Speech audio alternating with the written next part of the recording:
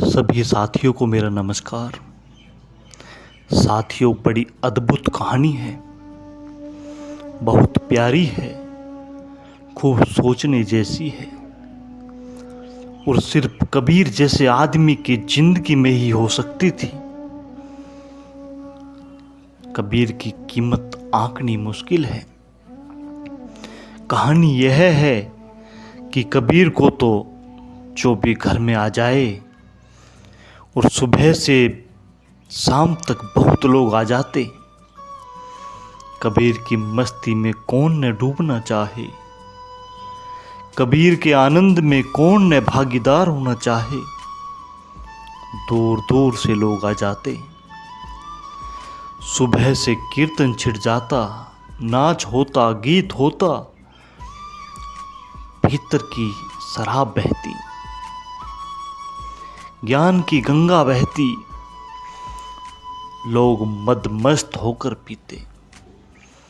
फिर भोजन का समय हो जाता तो कबीर की आदत थी, वे लोगों से कहते कि भैया यूं ही मत चले जाना, अरे भोजन तो करके जाओ, अब आ ही गए तो भोजन कर कर जाना।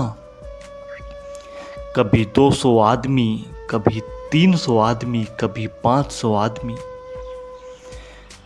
गरीब कबीर की हैसियत ही क्या, बामुश्किल दिन भर कपड़ा बुनकर कितना बुनेगा। उधारी चढ़ती जाती, पत्नी परेशान, बेटा परेशान।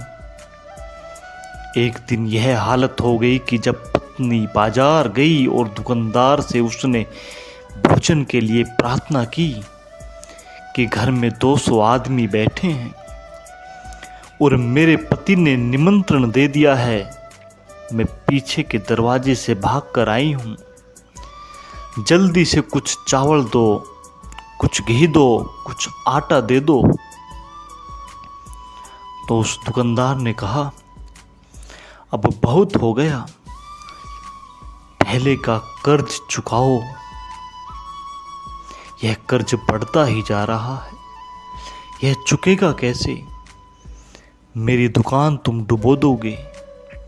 यह कबीर का तो भोजन चले और मेरा भांडा फूट जा रहा है। कबीर तो हर किसी को निमंत्रण दे देते हैं। कबीर को पता है कि बर्बादी मेरी हो रही है, यह चुकेगा कैसे? कर्ज इतना हो गया कि अब मैं और नहीं दे सकता। पत्नी ने कहा, कुछ भी करो, आज तो देना ही होगा। कबीर की इज्जत का सवाल है, मैं किस मुंह से जाकर कहूं लोग बैठे हैं, भोजन तो कराना ही होगा।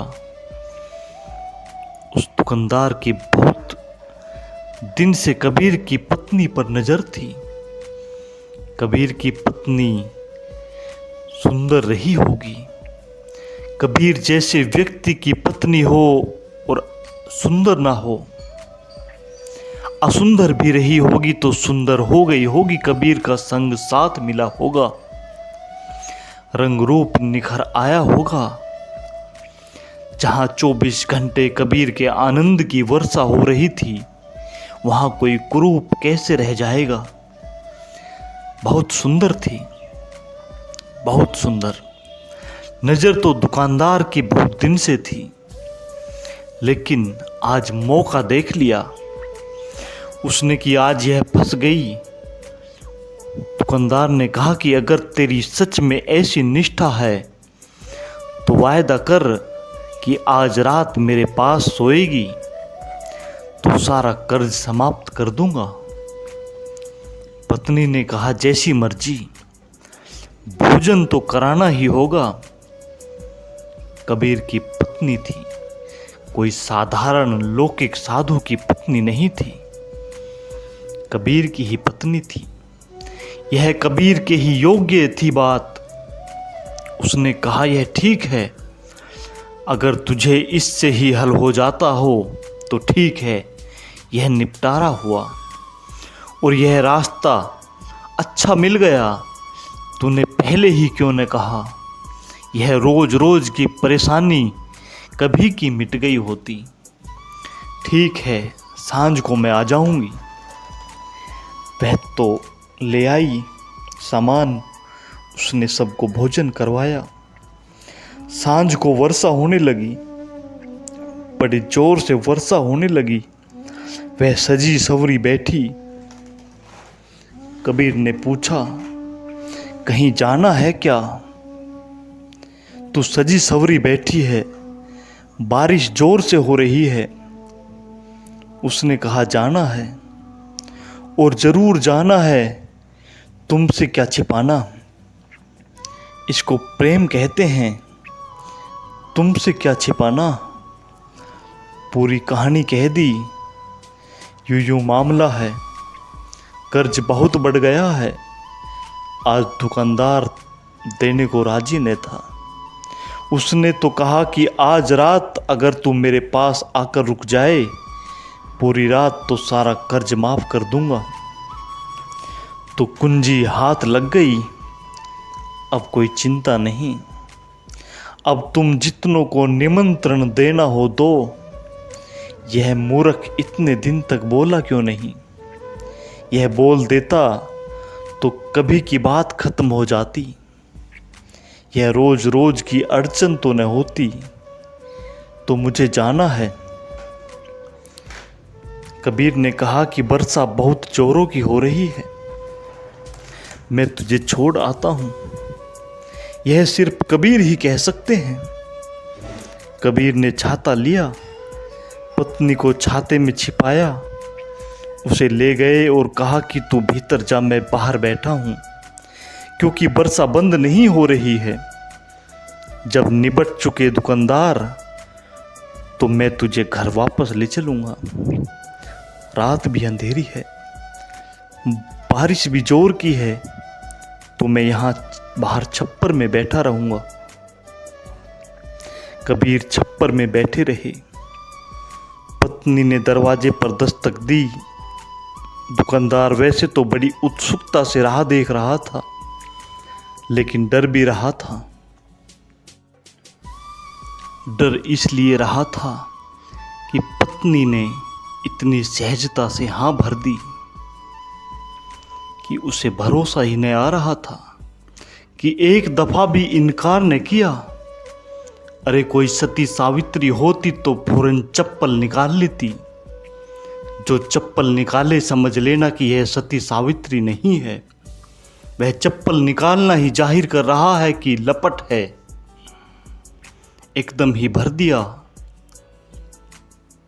भरोसा नहीं आ रहा था।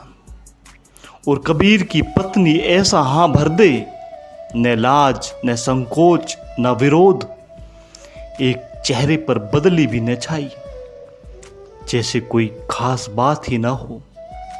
आएगी भी कि नहीं, यह भरोसा नहीं था। सोचता था कि धोखा दे गई, सोचता था कि ले गई सामान आने वाली नहीं। लेकिन जब द्वार पर उसने दस्तक दी, दरवाजा खोला और कबीर की पत्नी सामने खड़ी थी, सज बज कर आई थी। जो भी घर में सुंदर था वह पहन कर आई थी। घबरा गया दुकानदार, पसीना छूट गया। सोचा न था कि कबीर की पत्नी आ जाएगी। एक दफा तो आंख पर भरोसा न आया, और दूसरी बात देखकर और हैरान हुआ कि इतनी धुआंधार बारिश हो रही है, मूसलाधार बारिश। पत्नी बिल्कुल भीगी हुई नहीं है। उसने पूछा कि इतनी मूसलाधार बारिश में मुझे भरोसा ही न था कि तू आएगी, मगर आई यह ठीक।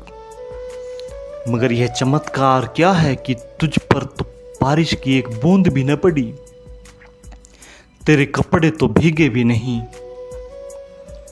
उसने कहा, भीगते कैसे? अरे कबीर जो मुझे साथ लेकर आए खुद भीगते रहे, छाते में मुझे छिपाए रखा। कहने लगे मैं भीग जाऊं तो कोई बात नहीं, लेकिन तुझे तो अब उस दुकानदार के पास जाना है। उस बेचारे का क्या कसूर कि आज बारिश हो रही है। वह तो दुकानदार और भी लड़खड़ा गया। उसने कहा, कबीर छोड़ गए? कबीर कहाँ है, गए कि यहीं है? उसने कहा, गए नहीं, छप्पर में बैठे हैं। क्योंकि वे कहते हैं कि जब तू निपट जाए पता नहीं बरसा रुके न रुके। रात अंधेरी है तो ले जाने के लिए बैठे हैं। जो जल्दी निपट लो, तुम्हें जो करना है कर लो, क्योंकि उनको ज़्यादा देर बिठाए रखना भी ठीक नहीं। सुबह ब्रह्म मुहूर्त में फिर उठ जाना है और फिर भजन कीर्तन करना है और फिर भक्त इकट्ठे हो जाएंगे। पैरों पर गिर पड़ा वह दुकानदार, भागा, कबीर के पैर छुए। कबीर ने कहा, तू समय खराब ना कर, तू अपना काम निपटा, हमें अपना काम करने दे, तू इन बातों में मत उलझ। अरे यह पैर छूना वगैरह पीछे हो लेगा। सुबह आ जाना, भजन कीर्तन कर लेना, वहीं पैर भी छू लेना, अभी तू अपना काम निपटा। उसने कहा, आप कहते क्या हैं? और मुझे न मारो अब, और मुझे न दुत्कारो, और मुझे अपमानित मत करो। कबीर ने कहा, नहीं, तेरा हम कोई अपमान नहीं कर रहे। इन बातों का मूल्य ही क्या है? यह होगी ज्ञानी की दृष्टि। कबीर को तो मैं कहूँगा तीर्थंकर। मेरे लिए कबीर ने कितने घोड़े और कितने हाथी छोड़े, यह सवाल नहीं। एक बात देख ली, यह संसार और इसके मूल्यों का कोई मूल्य नहीं है। इसकी नीति कुछ और नीति नहीं, इसकी अनीति कुछ अनीति नहीं। सब व्यवहारिक बातें हैं और उस परम सत्य को कुछ भी नहीं छूता। वह परम सत्य सदा कुआरा है, अछूता है, वह जल में कमलवत है। आज की इस कहानी को आप सभी ने इतने प्रेम से सुना, उसके लिए बहुत बहुत धन्यवाद।